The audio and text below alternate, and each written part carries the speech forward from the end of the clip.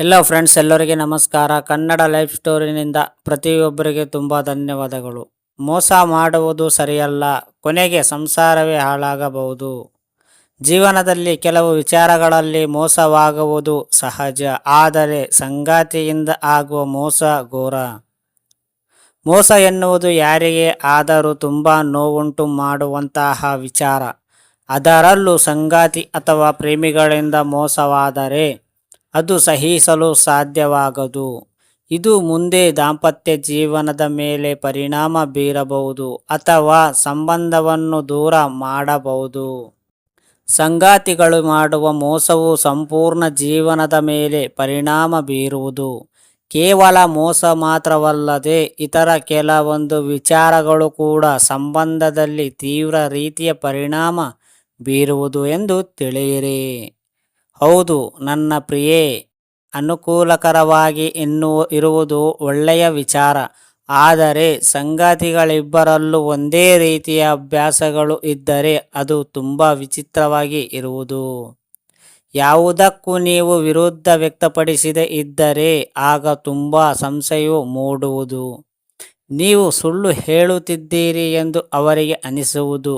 ಹೀಗಾಗಿ ಸಂಗಾತಿಯು ಮುಂದೆ ನೀವು ಮನಬಿಚ್ಚಿ ಮಾತನಾಡಿ ನಿಮ್ಮ ಅಭಿಪ್ರಾಯಗಳನ್ನು ಗೌರವಿಸದೇ ಇದ್ದರೆ ಆಗ ಅವರು ನಿಮ್ಮ ಸಂಬಂಧಕ್ಕಲ್ಲ ಎಂದು ನಿರ್ಧರಿಸಿ ಕಣ್ಣಾಡಿಸುವುದು.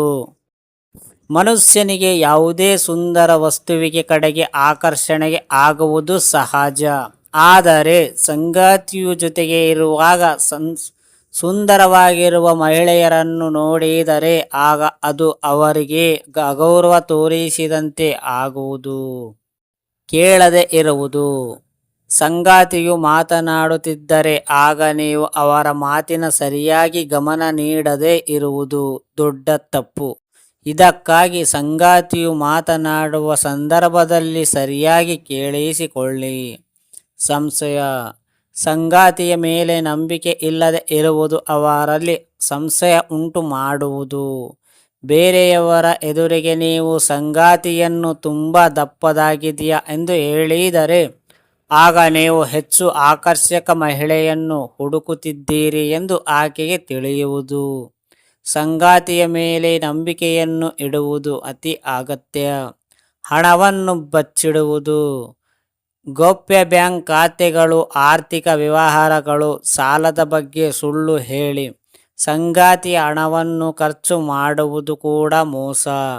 ಇದರಿಂದ ಸಂಗಾತಿಯಲ್ಲಿ ಸಂಶಯ ಮೂಡಬಹುದು. ದೀರ್ಘಕಾಲದ ಸಂಬಂಧವಾದರೆ ಆಗ ಹಣಕಾಸಿನ ವಿಚಾರದ ಬಗ್ಗೆ ಪಾರದರ್ಶಕವಾಗಿ ಇರಬೇಕು. ಹಣಕಾಸಿನ ವಿಚಾರದಲ್ಲಿ ನೀವು ಅವರನ್ನು ನಂಬದೇ ಇದ್ದರೆ ಆಗ ನೀವು ಅವರೊಂದಿಗಿನ ಸಂಬಂಧವನ್ನು ಮುಂದುವರಿಸಲು ಆಗಲ್ಲ. ಅರ್ಥ ಆಯ್ತಾ ಫ್ರೆಂಡ್ಸ್? ಈ ಸ್ಟೋರಿ ಕೇಳಿದ ಪ್ರತಿಯೊಬ್ಬರಿಗೆ ತುಂಬ ಧನ್ಯವಾದಗಳು.